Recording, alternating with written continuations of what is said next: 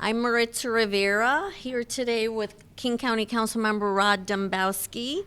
Thank you all for being here today.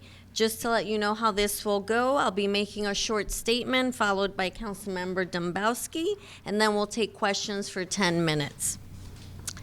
The King County Regional Homelessness Authority is responsible for important work. We must do right by the people who are on our streets and in urgent need of shelter. Every dollar toward that effort needs to be spent wisely. And unfortunately, we all know that the King County Regional Homelessness Authority has had problems, real problems, for years. It left contractors unpaid for months in 2023. Leadership has come and gone, and calls for the agency to rework their accounting systems have gone unheeded. This latest forensic evaluation is just the last straw. The evaluation shows a pattern of mismanagement of funds that can no longer be tolerated. It is time to find a different way to make this very important work happen. Councilmember Dembowski and I will be issuing companion resolutions to officially call for the dissolution of KCRHA and a plan for the future that includes all of us, the city and the county, continuing to work together to find a better way. Councilmember Dembowski. Thank you very much, Councilmember Rivera. My name is Rod Dembowski. I chair the Budget and Fiscal Management Committee at the King County Council. You know, they say that the road to hell is paved with good intentions. And the King County Regional Homelessness Authority was set up 6 years ago with the best of intentions to tackle our region's most pressing problem, and that is thousands of unsheltered people on the streets all over King County night after night, with hundreds every year dying. We wanted at the time to bring a regional approach to this problem, but the tool that was set up has been given more chances than it deserves at this point, and it has failed again and again and again, not only on the finances, not only with respect to the stewardship of public dollars, but with respect to its core mission, to shelter people. Let's just go through just a little bit of history. This was a proposal that came from philanthropy. It was advanced by the former mayor of the city and the former county executive. It came over to our council and the city council where we modified it. I worked on that legislation at the time to make sure that we changed it from the proposal that would have had it as a standalone, separate entity governed by folks with lived experience that would be impossible to dissolve, to a partnership between the city and the county overseen by elected officials that could be dissolved if it didn't work. Sadly, after hundreds of millions of dollars put into it, and a series of audits in 2023 where the Homelessness Authority, responding to a state audit, a county oversight audit, and federal review, said that they were going to get their house in order. They have not done it. We have advanced them tens of millions of dollars. They have overspent their budget. They cannot account for the dollars on a material basis. And our problem and challenge with respect to unsheltered people on the streets has not gotten better, it has gotten worse. There is no justification to continue this organization. We need to have an orderly transition, back devolving the responsibilities to our respective governments, Seattle being the lead in the city, King County as the regional government playing an important role throughout the region, and partnering with our 38 suburban cities. As Councilmember Rivera said, I have asked our staff to prepare legislation. We call it a motion, you call it a resolution, and introduce it before our council. That, under the interlocal agreement, starts a 1-year period, or up to a year, to, in an orderly way, dissolve this. There'll have to be some work with respect to the finances, a partnership to look at that between the city and the county, because they're in the hole, and we're gonna have to work together to figure out how to get out of that. But it's time to head in a new direction and to acknowledge that this process has not worked. It has added an unnecessary, ineffective layer of government that has not been accountable on our region's most pressing challenge, and it's time to end it. And I'll just add, Councilmember Dembowski, that both the city and the county are committed to working together to solve this problem. That's what led to the original creation of the King County Regional Homelessness Authority. So thank you for your words. We'll take questions now, either of us. What's the big idea in another year? That's a great You don't have a KCRHA. That's a great question, Chris, and that will rely on the mayor and the county exec, along with both of our council bodies coming together and figuring out what the next steps are to continue to address our homelessness problem. Ron? Yeah, I would say that I think you're seeing a shift from Mayor Wilson in policy, where she is taking the reins, I think with support of her council, to open up a significant number, hundreds of new shelter beds. King County Executive Zahalai, his first executive order was on accountability, the second on shelter and housing. So already our governments are taking the reins in this policy area and taking action. And frankly, that's evidence of a failed KCRHA. And we have our Health Through Housing program. The city runs its stuff, and we have great trusted community partners in this space that know what they're doing. The Salvation Army, DESC, Lake City Partners Ending Homelessness. We have folks out there that we can and do partner with. This is a matter of administration and how to effectively administer the dollars that we have with accountability and with some results. What is your message to taxpayers, especially when they're now saying that their money has not been properly tracked, and who should be held accountable for this? You want to take that one first? I would say to taxpayers that that's why Councilmember Dembowski and I are calling for the dissolution of KCRHA right now, is because we are holding both our cities and the county accountable to the taxpayers, and because we need to act swiftly. This didn't work. And to Councilmember Dembowski's point, this started out with the best of intentions. Both the county and the city had for years been tackling the homelessness issue and what to do about it separately, and we had funding that we had allocated to it, and it just made sense to do this regional approach. So we did enter it with the best of intentions. Now that we see via the audit in 23 and 24, and now with this latest forensic evaluation, between 23 and now, some things had been put in place to try to give the KCRHA an opportunity to fix the issues, but now we see those have not been fixed. So this is why we want to take swift action now to dissolve this entity and continue to work. And as Councilmember Dembowski said, both the city and the county are doing homelessness work and helping folks who are unhoused across both the city and the county. So we want to make sure we are accountable to those dollars that we're using for that purpose and making sure that they are going toward actually helping folks on the ground. Rod? Instead of taking a stance like that, can we drill down that a little bit more? Because you just relied on the work that you're doing and that you will do in response to what do you say to taxpayers? I think the question is, what do you say to taxpayers who are waking up this morning? Cost of living is higher. Affordability issues are what all of you are all campaigning on. And now they've learned that up to $13 million of their money has been wasted. Is the appropriate response, I'm sorry? And then, who says I'm sorry? The response is, this is not acceptable. This is egregious, and we need to do something about it, and that's why we're calling for the dissolution of this KCRHA. We agree with the taxpayers. This is not okay. It's not okay. So we found out about this report yesterday. I did yesterday, and that's why I'm calling today for a dissolution of this entity, and we need to do something different because the mismanagement of funds is never okay. How specifically can the city or county manage the money better than what the Regional Homeless Authority did? That's a great question. Right? Well, I think both of our governments have, while not perfect, much better track records. We are audited regularly by the state auditor's office. At the county, we have our own internal auditor. We have our own structures.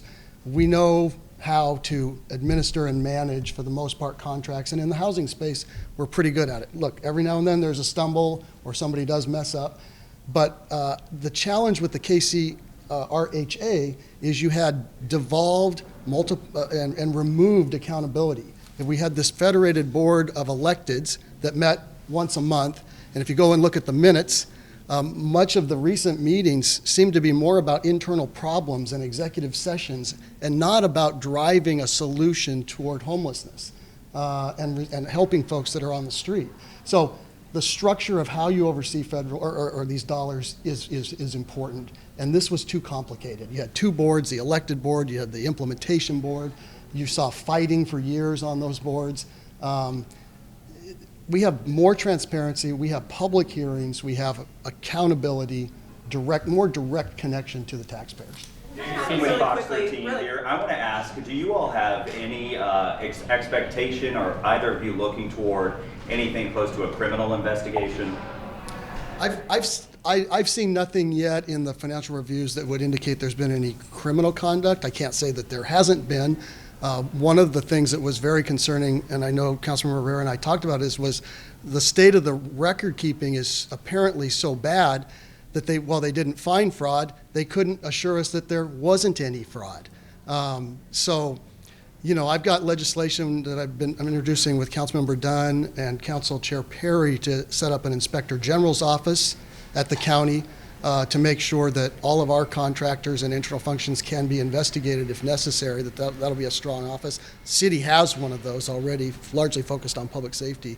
But to answer your question directly, we haven't seen any criminal activity yet, but I think there's probably more work to do. Let me ask you really quickly here. So this was established in 2019. You just said you've seen fighting over the years.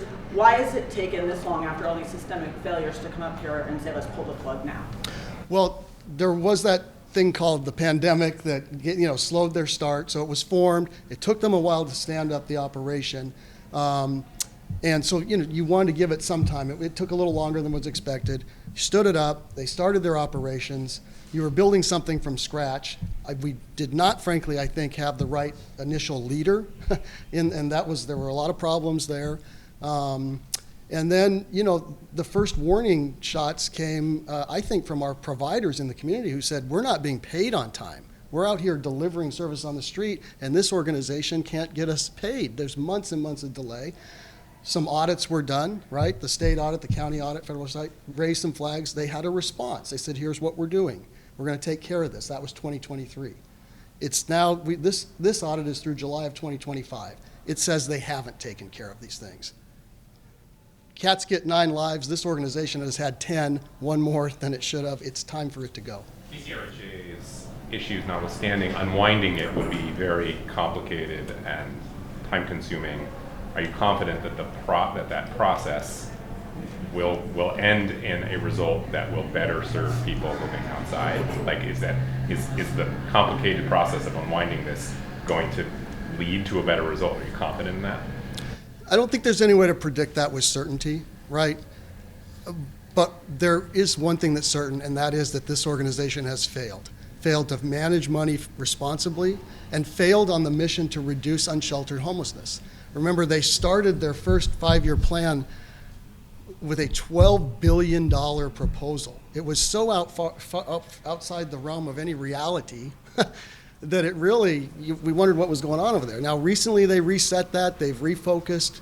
What I think most electeds here want is a focus on unsheltered individuals living on the streets to get them inside, not a bunch of bigger picture social issues that this organization tried to take on in the beginning. I think that when you have more direct lines of authority from the county executive, the mayor, and the 2 councils, we can drive a better result than what we're seeing here. Without 100 staff layered in to administer 200 contracts and $200 million. And have the last 6 years been a waste of time? No, I don't think it's been a waste. Look, they have done some good. We have delivered shelter. We are housing people. We have saved lives. That work has gone on. It just has not gone as effectively and efficiently and with the right levels of accountability as we should have. And it's not a close call. From the city and the county perspective, seeing everything that's kind of gone down, how likely or hesitant will you be after KCRHA is dissolved, should it head that way? Are you guys likely to allocate funds for homelessness? Oh, we'll continue to allocate funds for homelessness. The question is whether we do it in-house at the city and the county, or we continue this regional approach. I think a regional approach, and I think Councilmember Dembowski and I agree, a regional approach is warranted, and we should continue to work together. I mean, to me, this just shows there was an effort. We tried this particular effort in this particular way.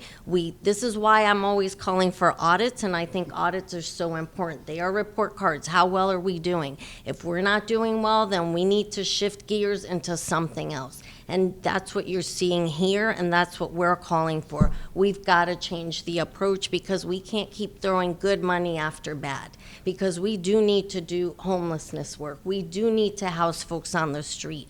We have a lot of needs in this city, and there isn't a person in the city that doesn't want to help folks that are living unsheltered in the street. It is just simply not compassionate. And we need to make sure that the money we allocate for that is actually going to house folks and help folks. Well, part of that, you two are here right now, but lots of other counselors, both in the city and the county, with different perspectives and priorities. How do you ensure that if the city and the county separate this, or this leads to dissolution, that the city and county aren't going in different directions or overlapping services in spending that money? Or would that create another KCRHA with just a different name in a year's time? No, I'll say prior to King County Regional Homelessness Authority, both the city and the county were doing their own work with their, in our case, it was the mayor and our city council. At the county, it was the executive and the council. So we have been doing this work prior to KCRHA. So now it's a matter of, do we take it in-house, and that's what I mean again, or do we continue to do a regional approach? Because that's what was different about, and what was supposed to be different about KCRHA was us pooling our resources together and doing this regional approach. So the question now is, how do we do the regional approach without this particular entity so that the dollars are going to the efforts that our joint legislative bodies are interested in doing? I guess Rod, how do you ensure that the city and county work together on that? Well, I would say from the county's perspective, again, we were, the modern version of the King County was stood up in 1968 with our current charter as the regional government to work across city boundaries. And so we have strategies, structures, practices, and a history of doing that. Just by way of example, we have something called the Regional Policy Committee. The Regional Policy Committee consists of King County council members, Seattle City council members, and council members from the suburban cities. It meets every month. It works on policies of a regional nature. The Seattle and the county jointly operate our public health department. That's by choice. We don't have to do that, but we work together. And I think that we've got regional government structures in place. The response to homelessness will still be regional. It just won't be through a kind of an unconnected, separate entity with unworkable governing strategies and structures, and a repeated track record of failing to watch out for the public dollars. And I'll say simply, I do want to address that you'll see, I mean, we have the city and the county, we're here together. We have a great relationship. I have a great relationship with the King County council members that represent the district that I represent. Across the board, you're seeing a lot of collaboration between the county and the city councils and the mayor and the exec for that matter. So I am actually, I think that you're going to see us to continue to work together toward finding the right solution. I don't have reservations about that, to answer your question. I just wanted to ask how the dissolution would technically work. Do you need to persuade your colleagues on the Board of Governors to a majority of them to vote to dissolve, or can your resolutions accomplish it? Yeah, as I understand the terms of the interlocal agreement, it's if our motions are adopted by our respective city and county councils, that will start the process. So the work is with our colleagues. Right. Would actually kick off a real dissolution process. Yeah. It's not rhetorical. It's a legal document envisioned in the agreement that established it as a way to unwind it. And have you been in touch with Executive Zahala, and have you been in touch with Mayor Wilson? You want to go first on that? I've reached out to the mayor's office, so I've started that conversation, and they know we're doing this press conference. So yeah. I don't. Have you heard back from the mayor's office, though? I talked to them this morning, but I'll say that. And I've been in touch with Executive Zahalai's office. He issued a statement yesterday, I think along with the Mayor As Wilson. well as Mayor Wilson. With some interim first steps about what needs to be done.